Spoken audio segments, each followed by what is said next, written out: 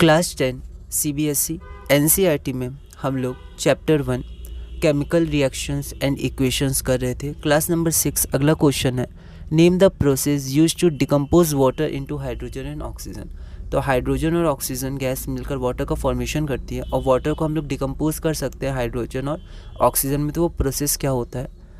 तो the process of electrolysis. तो वो इलेक्ट्रोलाइसिस का प्रोसेस होता है जिससे हम लोग डिकम्पोज कर सकते हैं। अगला क्वेश्चन है, why does white silver chloride turns grey.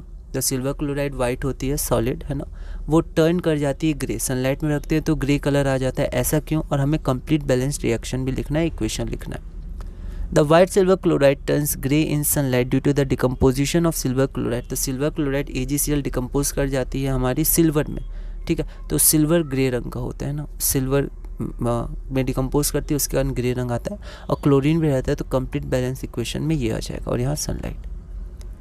Give the balance reaction for the decomposition of silver bromide in the presence of sunlight. तो जैसे सिल्वर क्लोराइड था वैसे ही सिल्वर ब्रोमाइड होगा, AgBr। तो द बैलेंस रिएक्शन ये equation होता है, तो हम लोग जैसे क्वेश्चन में जो है उसी के अनुसार आंसर लिख सकते हैं। तो the balance reaction for the decomposition of silver bromide in the presence of sunlight is. तो ये रहा सिल्वर ब्रोमाइड, इसको जब हमने सनलाइट में ब्रेक किया, मतलब सनलाइट में डिकम्पोज हुआ, तो फिर से Ag और Br2 का फॉर्मेशन होगा। अगला क्वेश्चन है, why are decomposition reactions endothermic reactions. तो endothermic reactions are the reactions in which energy is absorbed, ठीक है। और डिकम्पोजिशन रिएक्शन में भी, in decomposition reactions also energy in the form of heat, light और इलेक्ट्रिसिटी। इनके form में जो एनर्जी है वो क्या होता है? एब्जॉर्ब होता है और फिर डिकम्पोज होता है हमारे reactants, is use for breaking down the reactants. Hence decomposition reactions are endothermic reactions. अगला क्वेश्चन है, what does one mean by exothermic and endothermic reactions, give examples. तो एंडोथर्मिक और एक्सोथर्मिक रिएक्शंस क्या होता है? जैसे पिछली वीडियो में ही हमने क्वेश्चन नंबर 23 और क्वेश्चन नंबर 24 में किया था, है ना। NCERT एक्सरसाइज का क्वेश्चन है। अगला क्वेश्चन हमारे पास है, why is respiration considered an exothermic reaction. ये भी NCERT एक्सरसाइज का क्वेश्चन है।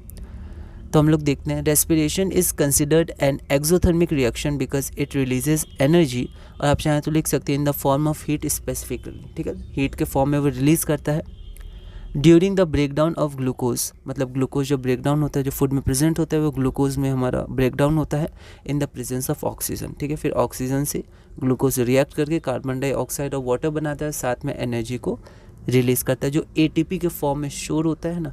क्लास 11th में बायोलॉजी में हमें अच्छे से, मतलब 11-12 जो बायोलॉजी है उसमें हमें अच्छे से इसे पढ़ना है, पर अभी हमें बस इसमें इतना ही जानना है कि एनर्जी रिलीज़ होती है। तो ये हमारी क्लास नंबर 6 पूरी हुई। अगली वीडियो में हम लोग क्लास नंबर 7 से कंटिन्यू करेंगे और क्वेश्चन नंबर हम लोग 36 से कंटिन्यू करेंगे और धीरे धीरे क्लास 10 साइंस चैप्टर 1 में आगे बढ़ेंगे।